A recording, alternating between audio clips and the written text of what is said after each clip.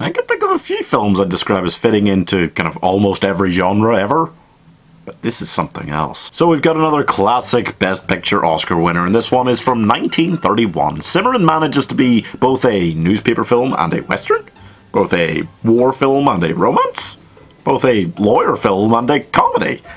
This is just a little kind of bit of everything. Okay, so let me explain. In 1889, the territory of Oklahoma was bought from Indians. Bought is a strong term, I suppose. The government allowed the American people to just start all in the same place at the same time and rush forward and just plant flags, claim their plots of land, just take what they wanted.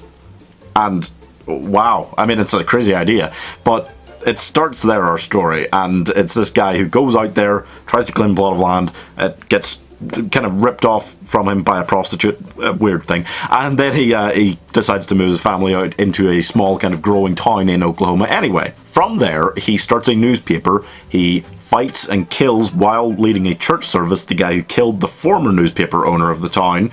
Then he kind of has to protect his family from his old friend who is a bandit who comes into the town, and then he kills him. Then he decides, when the Cherokee Strip opens and there's a similar rush for land, he decides to go out there, leave his wife to run the newspaper and look after his children for like years. Then he goes off to war as well, and then he comes back, and then he comes back and he defends the prostitute who stole the land from him in a court case.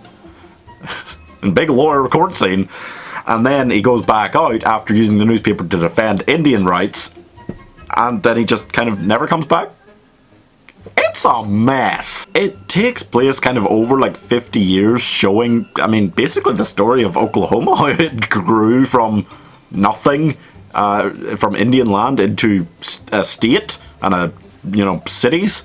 And I don't get what the real point of the film is, I suppose, but I like it. It was critically beloved at the time, and it was this huge budget for the time, which kind of flopped because of the Great Depression, but it was so beloved at the time, and nowadays it's really hated to look back on. It's called one of the most undeserving Best Picture winners, and it's called like super racist and stuff. I never this sounds bad. I never mind that. I don't get worked up when I see racism in films from like the 30s. It was a different time, okay? It's not good. I'm not saying, oh, yay, racism.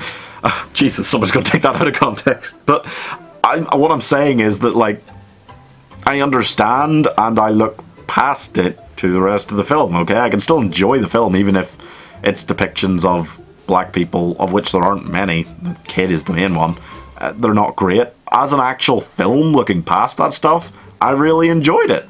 But I'm getting ahead of myself. Here is my 1-minute review for Cimarron. Just like All Quiet on the Western Front, though not to the same degree, this to me feels like there's a lot of scenes which are really iconic, great scenes, you know? In this one, it's just that instead of all being on anti-war like All Quiet on the Western Front, this one it's just kind of, there's a great scene in a lot of genres. There's a great courtroom scene, I really enjoyed it.